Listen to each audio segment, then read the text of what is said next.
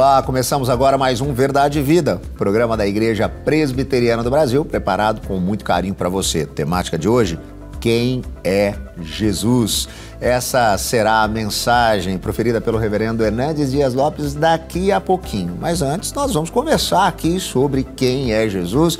Tenho comigo no estúdio da Luz para o Caminho, aqui em Campinas, reverendo Roster Guimarães Lopes. Que alegria tê-lo conosco aqui mais uma vez no programa Verdade e Vida para a gente conversar sobre o assunto que é o principal assunto da fé cristã. Uau. É fundamental nós entendermos quem é Jesus, não é verdade?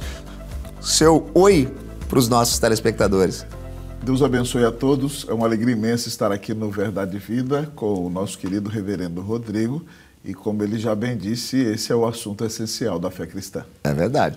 E por mais que isso pareça, né, tão comum e certo e natural, às vezes as pessoas têm uma percepção equivocada de quem Jesus de fato é.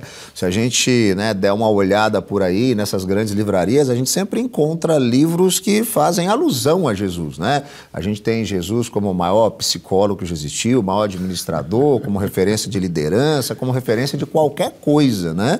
Mas será que era isso de fato que Jesus queria ser, uma referência a algumas áreas profissionais para nós? Ou será que existe algo sobre Jesus ainda mais fundamental que às vezes as pessoas deixam escapar? E aí, pastor Roster, quem é Jesus?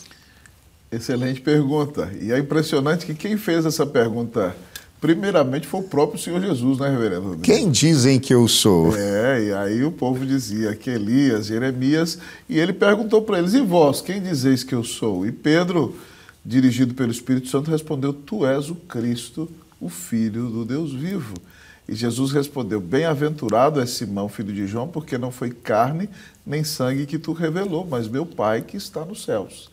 Então, tomando essa primeira resposta de Pedro, Jesus Cristo é o Messias prometido no Antigo Testamento e que veio ao mundo para dar a sua vida na cruz para nos salvar. E quando a Bíblia diz que ele é o Filho do Deus vivo, está dizendo que ele tem a mesma essência que Deus Pai. Ele é Filho de Deus, portanto, ele é Deus homem.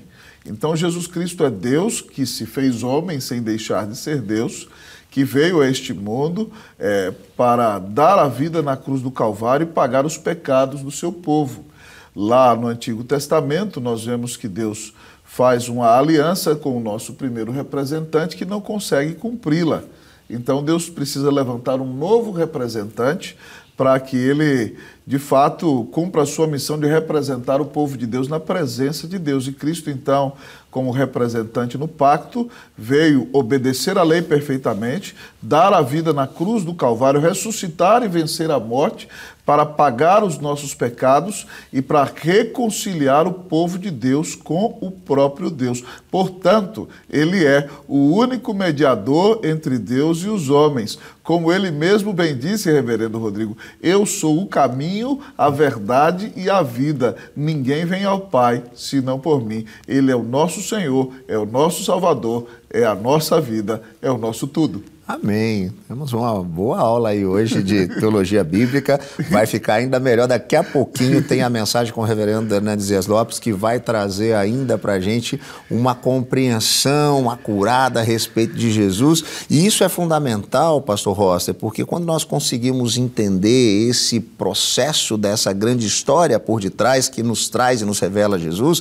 a gente começa a perceber esse viés redentivo de Cristo para a nossa história, que o conecta conosco e que tem uma importância fundamental, porque muitas pessoas hoje ouvem a respeito de Jesus e até fazem essa ligação dele, né, com a divindade do Pai, mas percebem em Jesus alguém a ser seguido, né? A gente está na moda encontrar por aí seguidores de Jesus. Pessoas, não, eu sigo Jesus porque ele é um bom referencial, né? Ele se torna, então, um modelo a ser seguido.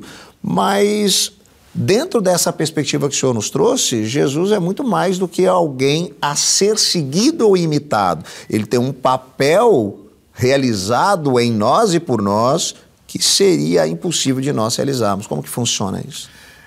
olhando para a palavra do Senhor Jesus, lá em João capítulo 7, ele diz o seguinte: se alguém tem sede, venha a mim e beba.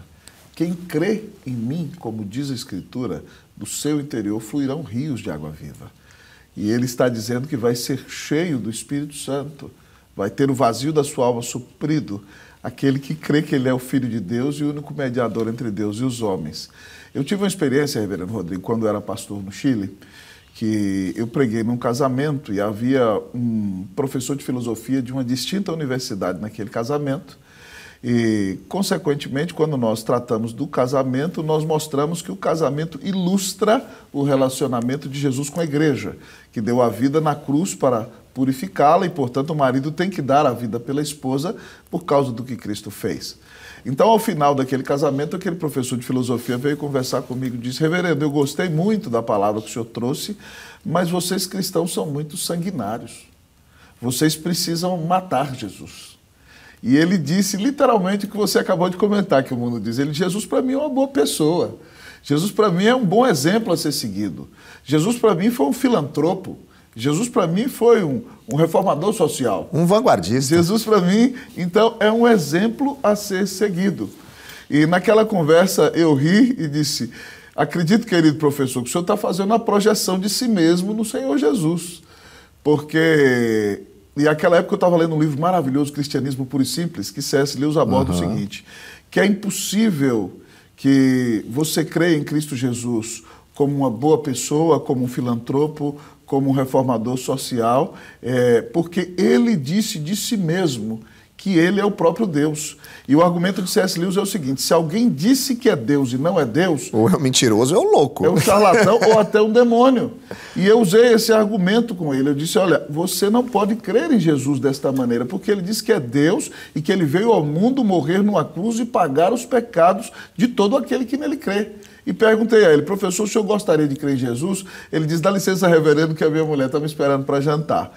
Eu fiquei muito triste, eu queria que ele tivesse crido, mas as pessoas, elas estão se equivocando hoje. Jesus, sobretudo, é o Filho de Deus que morreu na cruz para nos reconciliar com Deus o Pai, para nos dar a vida eterna, para nos dar o perdão de pecados, para fazer de nós filhos de Deus. E outro aspecto importante, pastor Rossi, é a compreensão dessa unicidade de Cristo, no sentido dele ser não mais um caminho, mas ele ser o caminho ao Pai. Hoje nós percebemos também um viés talvez um pouco mais suave de ok, tudo bem, Jesus é uma boa possibilidade, assim como tantas outras possibilidades, há uma certa relativização de algumas verdades absolutas, então mais uma verdade pode ser mais uma possibilidade, então ele se encontra nesse caminho, mas quando nós olhamos para Cristo, quando nós olhamos para a sua obra redentiva, quando nós olhamos para o seu ensinamento, não dá para a gente ter Jesus e mais alguma coisa, mas existe essa unicidade, essa exclusividade em Cristo Jesus. Como que a gente experimenta isso? Isso passa pela compreensão de sabermos quem nós somos diante de Deus. Porque nós não podemos resolver o nosso problema diante de Deus. As pessoas pensam em mais um caminho, porque olhando para si mesmas, elas acham que podem satisfazer a justiça de Deus por si mesmas. Mas o homem pecou, e ainda que eu morresse para pagar o meu pecado, eu não pagaria, porque eu não consigo satisfazer o estándar da justiça de Deus. Deus é perfeito, Deus é puríssimo, Deus é santo. Portanto, reverendo Rodrigo, somente alguém do tamanho de Deus, com a santidade de Deus, poderia resolver o meu problema. Mas tinha que ser homem, porque fomos nós homens quem pecamos. Então, não adianta o homem dizer: eu tenho tal caminho mais, Jesus. Você tem que procurar o caminho que Deus providenciou. E a palavra diz que o caminho que Deus providenciou para que nós sejamos reconciliados com Ele é o nosso Senhor Jesus Cristo. Ele deu a vida na cruz para nos salvar. Portanto, que ele diz que Ele é o caminho e a verdade. Veja bem que a verdade não é somente um conceito a ser crido, mas a verdade é uma pessoa que veio a este mundo e deu a vida na cruz e pagou os nossos nossos pecados para nos reconciliar com Deus e ressuscitou. E todo aquele que se arrepender e crer que Jesus Cristo é o Filho de Deus, terá todos os seus pecados perdoados, terá paz com Deus, terá a vida eterna. Você que está em casa pode receber essa salvação nesse dia, se o Espírito Santo tocar no seu coração. Que Deus te dê essa bênção do arrependimento, em nome do Senhor Jesus Cristo. Amém. E um aspecto interessante de Jesus, pastor Rosta, é esse olhar compassivo dele, né? Aquele que olha, inclusive, para multidão e diz que eles são como ovelhas que não têm pastor, é alguém que se compadece e que, de fato, né, aceita essa vinda desses que sofrem e estão sobrecarregados. Jesus nos ama e nos aceita como nós somos e estamos. Mas Ele nos ama demais para deixar que a gente continue da mesma maneira. Então, essa amizade, essa relação, essa compreensão de Jesus como Redentor, ela vai gerando em nós agora também uma mudança, uma transformação. Porque a Bíblia diz que por meio de Jesus são feitas novas todas as coisas. Como que é esse aspecto de viver uma nova vida agora a partir desse relacionamento com Cristo? Uma vez, reverendo Rodrigo, eu ouvi uma ilustração de um professor de teologia que eu achei muito interessante. Ele disse que antes de nós sermos convertidos, nós estávamos na lama. Então, a obra de salvação que Jesus fez na nossa vida, primeiramente, foi nos tirar da lama. E a partir de agora, até o dia da sua vinda, Ele está tirando a lama de nós. Nesse processo que você ilustrou bem, que é o processo de santificação. Então, a partir de agora, eu preciso continuar a entender que eu não sou salvo por qualquer coisa que eu possa vir a fazer. Eu só sou salvo pela obra de Cristo Jesus na cruz. Eu fui declarado justo pela fé no tribunal de Deus, porque eu criei que Jesus Cristo morreu na cruz para me salvar. E Deus me adotou como seu filho amado. Então, nada que eu venha a fazer tem o objetivo de conquistar a salvação, porque ela já foi conquistada de uma vez por todas pelo Senhor. Portanto, nós não podemos perdê-la, porque nós não podemos perder algo que nós não conquistamos. Mas a partir de agora, como você bem disse, nós, por amor, por entender que Jesus nos amou tanto a ponto de dar a sua vida por nós, nós vamos viver para Ele. Nós vamos viver para Deus. Podemos tropeçar? Vamos nos arrepender e pedir perdão. Mas agora nós não nos pertencemos mais. Querendo viver para Deus, nós o adoraremos com todo o nosso coração. Amém, pastor Rossi. Que conversa gostosa. Como é bom falar a respeito de Jesus. E espero que você tenha gostado muito de ouvir a respeito de Jesus, porque você vai continuar escutando mais coisas a respeito do Deus encarnado que entrou na história e caminhou resolutamente na direção da cruz, disposto a derramar sua vida e o seu sangue por amor a você, aquele que morreu, mas que venceu a morte, ressuscitou ao terceiro dia, para que nós pudéssemos de fato sermos reconciliados com Deus, o Criador de todas as coisas. Essa é a mensagem que você vai ouvir com o pastor Hernandes Dias Lopes. Quem é Jesus? Não saia daí.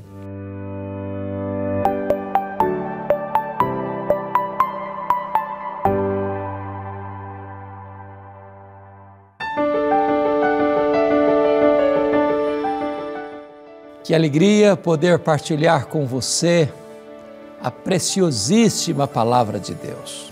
Sobretudo porque hoje quero falar sobre a pessoa mais importante do universo, aquele que é a razão da nossa vida, a nossa alegria, a nossa paz, a nossa justiça, a nossa esperança. Eu quero falar para você hoje quem é Jesus. E vamos basear esta mensagem no Evangelho de João, capítulo 1, versos 1 a 5. Vamos ouvir a leitura deste texto. No princípio era o Verbo, e o Verbo estava com Deus, e o Verbo era Deus. Ele estava no princípio com Deus. Todas as coisas foram feitas por intermédio dele, e sem ele, nada do que foi feito se fez. A vida estava nele, e a vida era a luz dos homens. A luz resplandece nas trevas, e as trevas não prevaleceram contra ela. O Evangelho de João foi escrito no final do primeiro século, quando os outros evangelhos, chamados sinóticos, Mateus, Marcos e Lucas, já circulavam nas igrejas há mais de 20 anos. Este evangelho foi escrito quando os demais apóstolos já estavam mortos e mortos pelo viés do martírio. Este evangelho foi escrito no final do primeiro século para defender a fé cristã de um ataque frontal, de uma heresia muito perigosa, chamada de gnosticismo. Os gregos, que dominaram o mundo do ponto de vista filosófico, tinham como um dos pilares do seu pensamento o dualismo. Para os gregos, a matéria era essencialmente má e o espírito essencialmente bom. Desta forma, os gregos não criam na criação, na encarnação, nem na ressurreição. Para eles, Jesus não podia ser Deus e homem ao mesmo tempo, porque se ele tinha um corpo físico, material, e ele tinha, e se para eles a matéria era essencialmente má, então Jesus não podia ser essencialmente bom. Se ele não podia ser essencialmente bom, ele não podia ser Deus. Então começa a se negar, no final do primeiro século, a divindade de Cristo.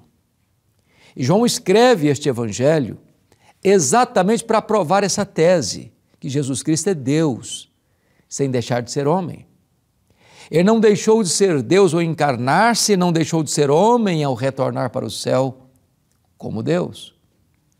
E aqui neste evangelho, sobretudo no preâmbulo deste evangelho, João, como que abrindo as cortinas da eternidade, acendendo as luzes no palco da história, retrata-nos o nosso glorioso Redentor, Jesus Cristo.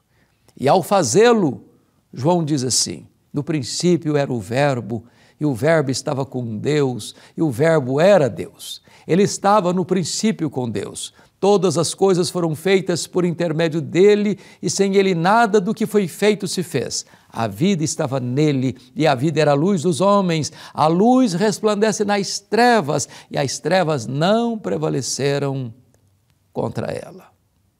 Quem é Jesus? João, quando abre este tema, quase nos tira o fôlego, porque ele diz assim: no princípio era o Verbo. Você bem sabe que o verbo ser aí não está no pretérito perfeito. Ele não diz no princípio foi o verbo, mas está no pretérito imperfeito. No princípio era o Verbo. Isso significa que quando tudo teve um princípio, e a Bíblia diz que no princípio criou Deus os céus e a terra, o Verbo já existia. Ele preexiste ao princípio, à criação, à história, ao tempo. Logo, ele é eterno. Porque a eternidade é um atributo exclusivo de Deus. Só Deus é eterno. Se o Verbo é eterno, então ele é Deus. E João já prova a tese na saída da sua obra. Mas ele diz assim: e o Verbo estava com Deus. Significa que o Verbo estava face a face com Deus. Se Deus é um ser pessoal, e Deus é, e se o Verbo estava face a face com ele, significa que o Verbo não é um ser impessoal, como pensavam os gregos, mas um ser pessoal, da mesma essência, da mesma natureza. Nas palavras do credo niceno, Deus de Deus, luz de luz, coigual, coeterno e consubstancial com o Pai. João fecha esse assunto dizendo assim: e o Verbo era Deus. Não apenas um ser inferior a Deus, como pensara Ário de Alexandria, ou apenas um ser superior aos anjos, mas um ser da mesma natureza, tendo os mesmos atributos, realizando as mesmas obras. Eu preciso concordar com o pensador cristão C.S. Lewis quando disse o seguinte: com respeito a Jesus, eu só tenho 3 opções. Ou ele é um mentiroso, ou ele é um louco, ou ele é Deus. Se ele não é quem ele disse ser, é um mentiroso. Se ele não é quem ele pensou ser, é um louco. Mas se ele é quem ele disse ser, bom, então ele é Deus. Foi ele quem disse: eu e o Pai somos um. Quem me vê a mim, vê o Pai. Resta-nos, portanto, fazer o que Tomé fez, curvarmos-nos aos seus pés e dizer: Senhor meu e Deus meu. João mostra nesse versículo primeiro que o Verbo é eterno, que o Verbo é pessoal e que o Verbo é divino. Mas agora, no verso 2, ele diz que o Verbo estava no princípio com Deus. Que princípio? No princípio criou Deus os céus e a terra. Quando os céus e a terra foram criados, Jesus, o Verbo, estava lá. E não estava lá passivamente, porque o verso 3 diz que todas as coisas foram feitas por intermédio dele e sem ele nada do que foi feito se fez. Isso é espantoso, porque esta verdade põe o machado afiado da verdade na raiz de algumas teorias que, embora populares, são falaciosas. Por exemplo, esse versículo reprova a ideia de que a matéria é eterna. Eterno só Deus o é. A matéria foi criada, e criada pelo nosso glorioso Redentor. Segundo, esse texto reprova a ideia da geração espontânea, que o universo surgiu espontaneamente. Não, o universo não pariu a si mesmo. O universo não deu à luz a si mesmo. O universo foi chamado à existência. Ele, do nada, tudo criou e chamou à existência as coisas que não existiam. O universo não aconteceu, não veio à existência de motu próprio. Ele foi criado e criado pelo nosso glorioso Redentor. Terceiro, o universo não é produto de uma mega explosão cósmica casual. A teoria do Big Bang não está calçada com a verdade. O caos não produz o cosmos. A desordem não produz a ordem. Seria mais fácil acreditar que se eu jogasse 1 bilhão de letras para o espaço e elas caíssem como uma grande enciclopédia, do que eu acreditar que uma mega explosão casual produziu esse universo tão vasto, insondável, com leis tão cirúrgicas, com movimentos tão harmônicos. Eu posso até garantir a você, é preciso ter mais fé para ser um ateu do que para ser um crente. Pense comigo, será que nós, aqui no planeta Terra, ganhamos na loteria da vida milhares de vezes? Por que estamos aqui? É o acaso? Foi uma explosão casual que preparou esse planeta tão adequado à vida para estarmos? Pense comigo só um pouco. Nós estamos rigorosamente onde deveríamos estar. Tudo isso foi planejado. Se nós estivéssemos mais perto do Sol, morreríamos queimados. Se nós estivéssemos mais longe do Sol, morreríamos congelados. Não foi o acaso, nem uma explosão que nos deixou aqui. Foram as mãos do nosso glorioso Redentor. Pense comigo na Lua, a faxineira do planeta Terra. Você sabe que o nosso satélite é a faxineira do planeta Terra. Não houver a Lua com as suas fases, não haveria as marés dos oceanos. Se não houvesse as marés dos oceanos, as nossas praias se encheriam de lixo e a vida seria impossível no nosso planeta. Não foi o acaso, nem uma explosão que deixou a Lua na sua órbita. Foram as mãos do nosso glorioso Redentor. Todas as coisas foram feitas por intermédio dele e sem ele nada do que foi feito se fez. Quem é Jesus? Quando o profeta Isaías, o profeta messiânico, estava tratando desta matéria, da majestade de Deus, e ele está falando do Messias, e diz que este é aquele que mede as águas na concha da sua mão, que pesa o pó das montanhas em balança de precisão, que mede os céus a palmos, que espalha as estrelas no firmamento e por ser forte em força e grande em poder, quando as chama pelo nome, nenhuma só delas vem a faltar. Este é o nosso glorioso Redentor. Pergunte para um astrônomo qual é o tamanho do universo que ele mediu a palmos. Ele vai responder, eu não sei. Nenhum homem tem essa informação precisa e categórica. Mas o que eles sabem e afirmam é que o nosso universo tem mais de 93 bilhões de anos-luz de diâmetro. E o que significa isso? Significa que se você voasse a velocidade da luz, 300 mil quilômetros por segundo, nessa velocidade, você demoraria mais de 93 bilhões de anos para ir de um extremo ao outro do universo.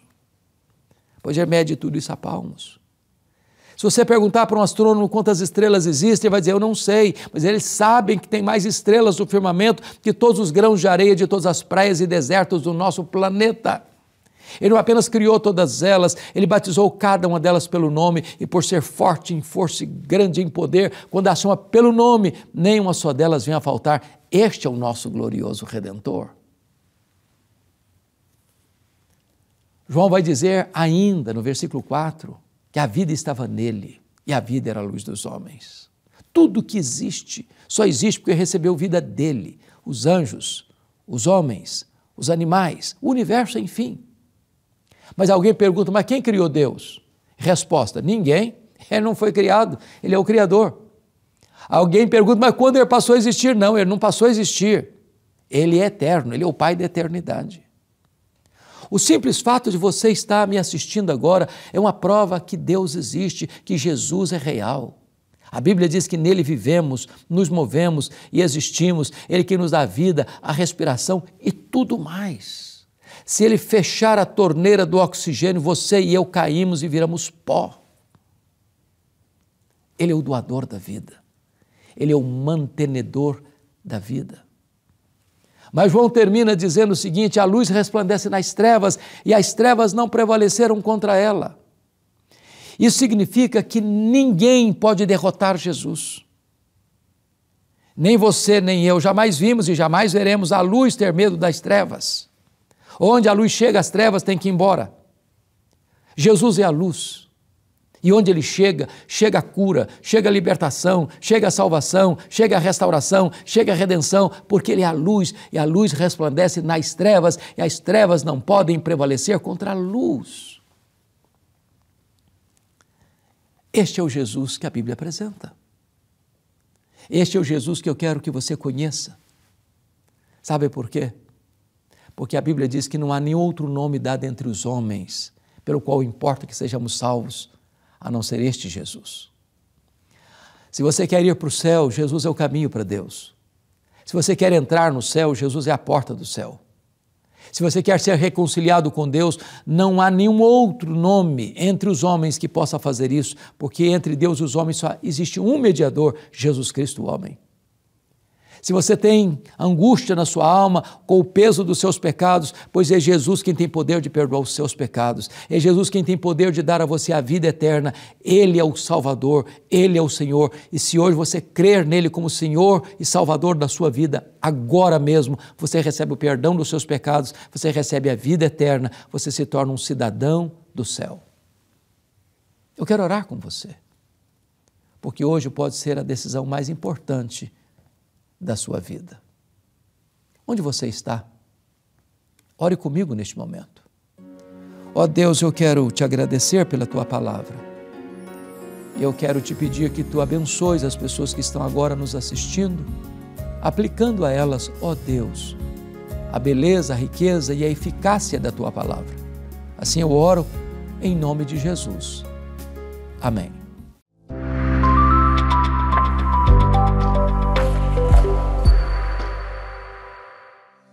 Chegamos ao final de mais um Verdade e Vida. Espero que você tenha sido ricamente abençoado por tudo que você ouviu hoje. Afinal de contas, a temática do nosso programa foi quem é Jesus. E de maneira esclarecedora, por meio dessa mensagem, eu creio que o Espírito Santo pode impactar o seu coração, abrir os seus olhos para compreender quem de fato Ele é. Se você quer compartilhar essa mensagem com alguém, você pode fazer isso de maneira muito fácil. Basta você pedir pra gente. Tá aparecendo aí na tela o nosso telefone, então você manda pra gente um WhatsApp. O telefone é esse, o código de área 11 947 18 94 50. Você vai lá e digita a palavra vida e a gente manda pra você esse programa para você enviar para quem você quiser. Vai ser legal, né? Vai ser abençoador, poder ajudar algumas pessoas a compreenderem de fato quem é Jesus. É isso que nós cremos na Igreja Presbiteriana do Brasil, nesse papel redentor de Jesus, aquele que é o caminho, a verdade e a vida, o próprio Deus encarnado que entrou na história. Se você quer conhecer um pouco mais da nossa igreja, nos busque nas redes sociais, sempre procurando pelo @IPBOficial. O programa Verdade e Vida vai chegando agora ao seu final, mas não se preocupe não, semana que vem a gente está de volta, neste mesmo horário e neste mesmo canal.